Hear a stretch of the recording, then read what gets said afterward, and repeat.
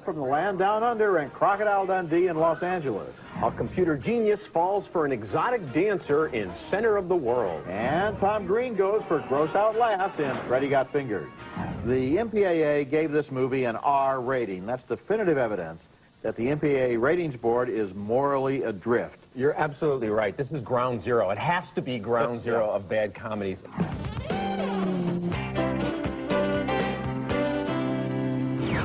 Are you really excited about starting to work at the sandwich factory tomorrow? Hello? Can you hear me? There's probably people at the factory that have been making cheese sandwiches their entire lives, and they're going to look at me, look at me, look at me, look at me, look at me, and they're going to call me a loser.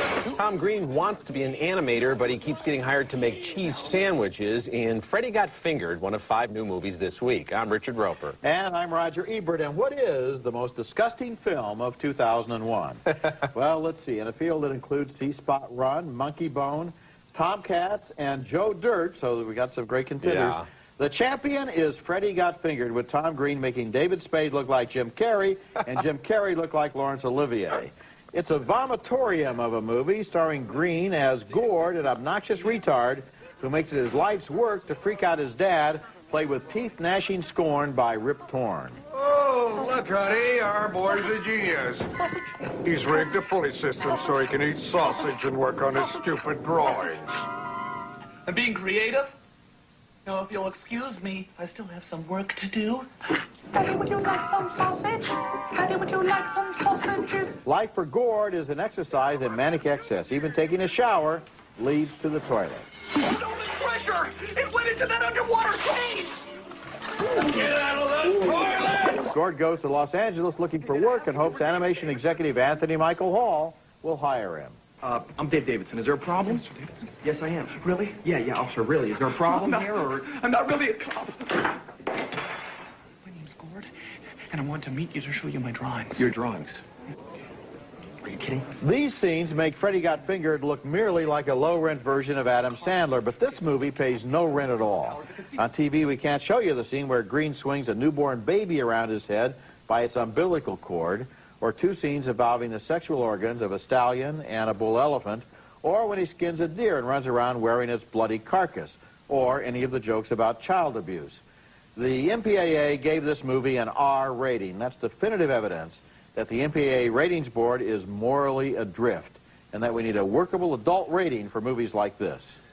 You're absolutely right. This is ground zero. It has to be ground zero of bad comedies. And Tom Green with this horse and with this elephant, if a woman was doing that, this movie would be banned in Tijuana, let alone getting an R rating. And it's just so horrible, and he's such an unfunny guy. He should be flipping burgers somewhere. Why is Tom Green getting movies, and who wants to see this guy? You know, even in a stupid comedy, there has to be a setup before you have a punchline. This is just, hey, let's just do a bunch of punchlines, and the punchlines are, let's do gross-out stuff.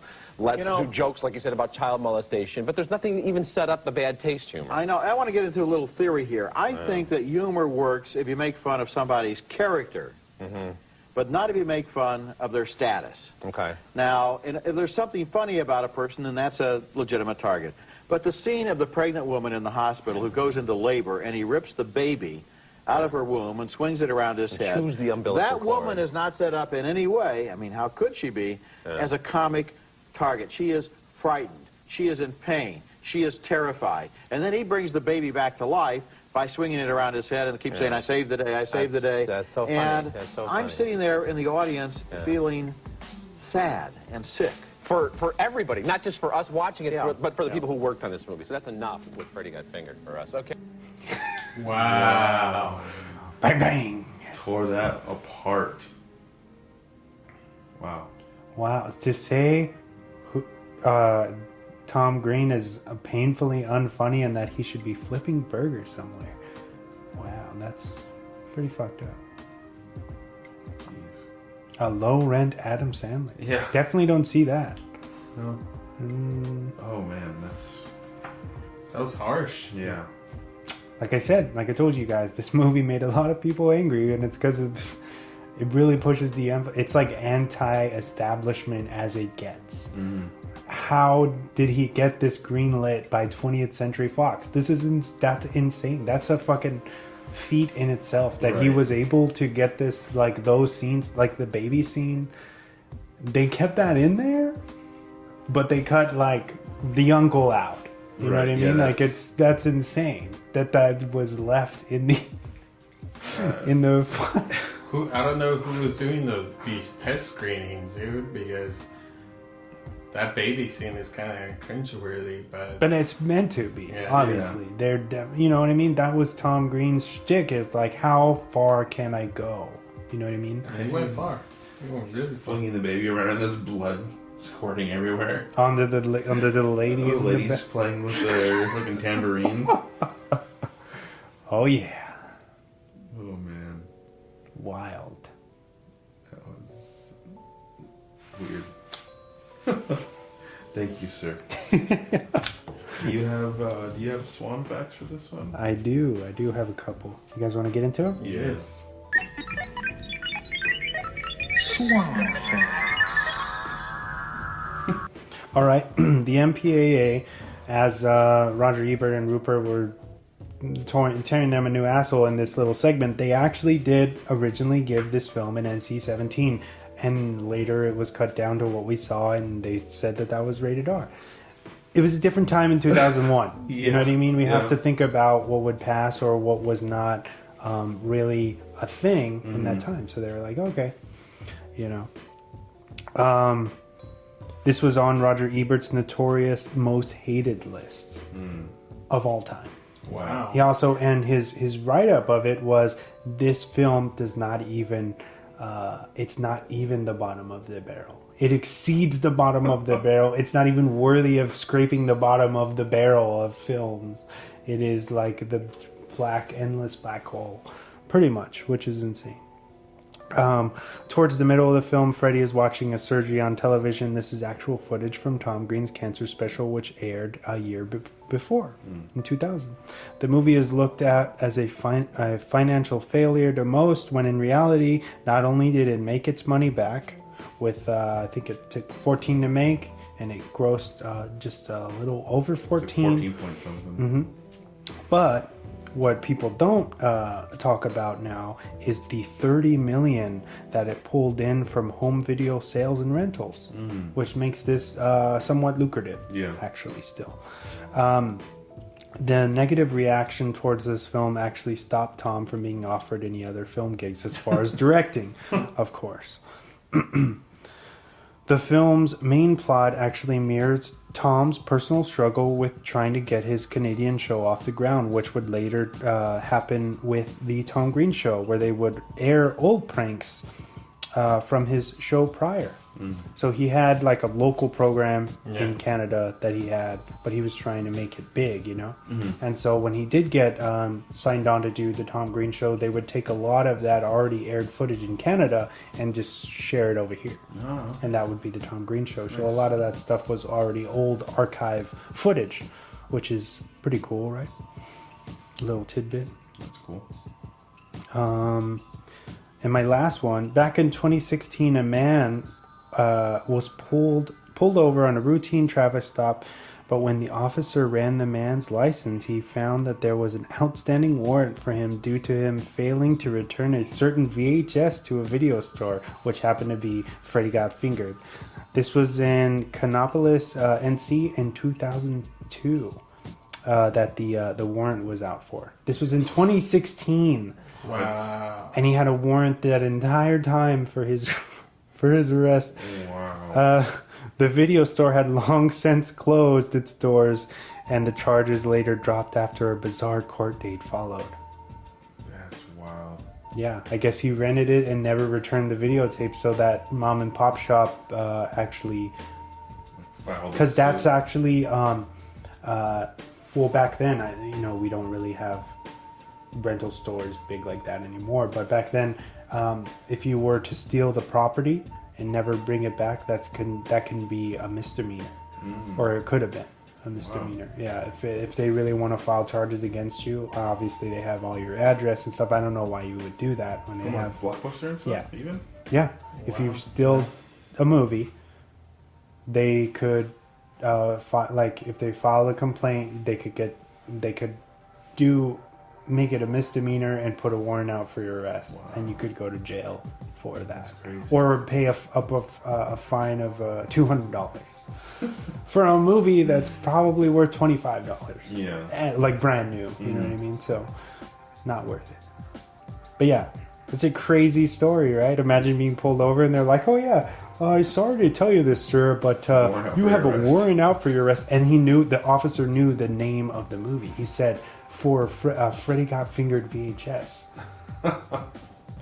Wow, that's so cool. Wow, we wilding, fam. We're wilding in 2016. Yeah. That's crazy. But yeah. So Diego, I believe it's your choice for this new week. It's Friday if you guys are listening right now. So what are we going to talk about?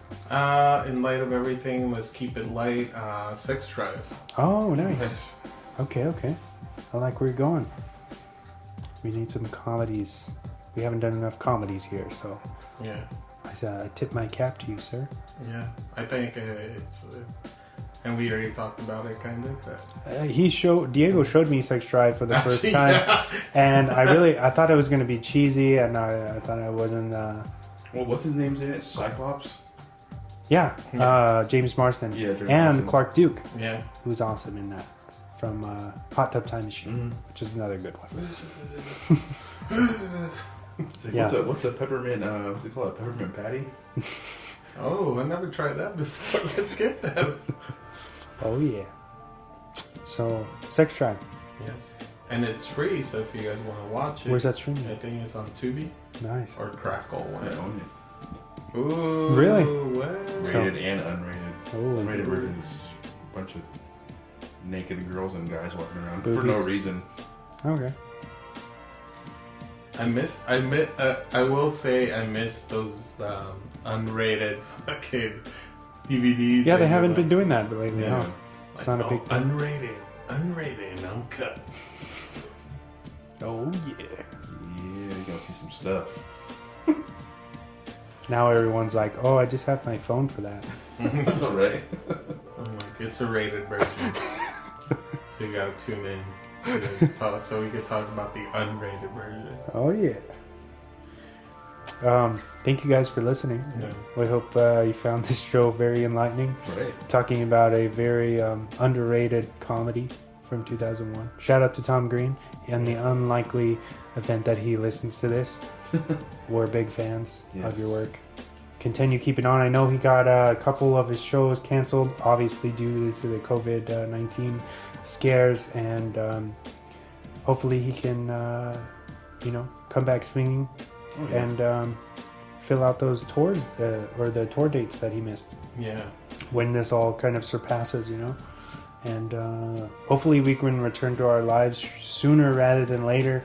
Hopefully they find a vaccine that actually works, and we can all be tested and make sure we don't have it. Yeah. I know as of, I think yesterday, they're saying for California that we do have a lot more tests now for people who need it. So the hospitals are becoming less overwhelmed, which is, I think, a good step in the direction.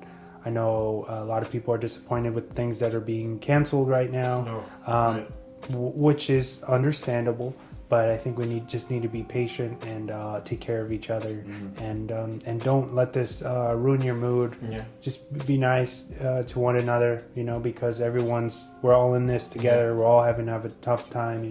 Shout out to all the artists, everybody that's their financial status is at a literal halt right now, right. And it's pretty sad. And like I said, hopefully we can push forward and get this all behind us within the next couple months. Yeah, because it's not going to be in a week or two. It's going to be months. Yeah. But, thanks.